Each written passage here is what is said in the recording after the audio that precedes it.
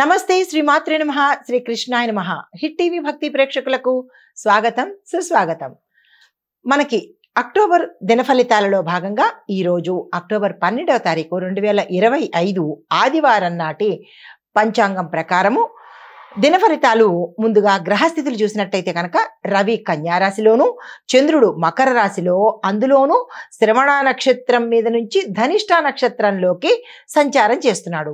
కుజుడు కర్కాటకం, బుధుడు తులారాశిలోను, గురుడు మిథున రాశిలో వక్రగతిలో సంచారం చేస్తున్నాడు. శుక్రుడు వృశ్చిక రాశి, శని భగవానుడు మకర రాశిలో వక్రస్థితిలో సంచారం చేస్తున్నాడు. రాహు మీనంలోను, కేతు కన్యాలోను చేస్తున్నారు. తదుపరి రాశి మకర రాశి. ఈ రాశి వారికి ఈ రోజు ధనలాభము, గృహ సంబంధిత సంతోషకరమైన వార్తలు, శుభవార్తలు వినడము, కుటుంబంలో సంతోషం ఉండడము, ఏ రంగంలో ఉన్న వాళ్ళకైనా ఈరోజు ఆకస్మిక ధన ప్రాప్తి కలగడము, ధనాదాయ మార్గాలు పెరగడము, ఉద్యోగస్తులకైతే కొత్త ఉద్యోగాలు రావడము లేదా ప్రమోషన్స్ రావడము, ఇలాగా ఈరోజు ఈ మకర రాశిలో ఉండే ప్రతి రంగంలో ఉన్న వాళ్లకు ధనపరంగా విశేషంగా కలిసి వచ్చే రోజు కనబడుతోంది.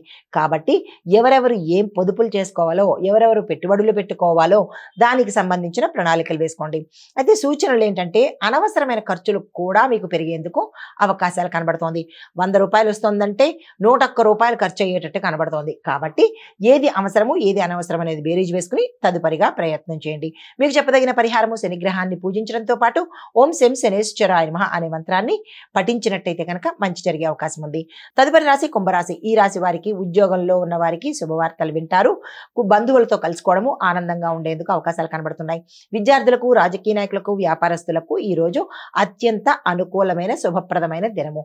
ఈ రోజు మీరు ఏ ప్రయత్నాలు చేయాలన్నా సక్సెస్ఫుల్ గా ఉంటాయి. దానికి సంబంధించిన ప్రణాళికలు వేసుకోండి.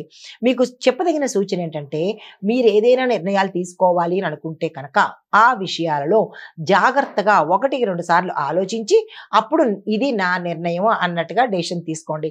లేదు అంటే కనుక మీ నిర్ణయం వల్ల మీరే తదుపరి బాధపడవలసిన పరిస్థితి ఏర్పడుతుంది. కాబట్టి చాలా జాగ్రత్తగా ఒక్క కుటుంబంలో భార్యాభర్తలు మినహా మిగతావి ఏదైనా నిర్ణయాలు తీసుకునేటప్పుడు అంటే డబ్బు పరంగా కానీ లేదా అంటే ఆస్తుల పరంగా కానీ నిర్ణయాలు తీసుకునేటప్పుడు జాగ్రత్తలు వహించుకోండి. అయితే పరిహారాలుగా మీకు గణపతి ఆరాధన చేయడంతో పాటు ఓం గం గణపతియే నమః అనే మంత్రాన్ని సాధ్యమైనన్ని సార్లు చదువుకున్నట్టయితే కనుక మంచి ఫలితాలు పొందుతారు.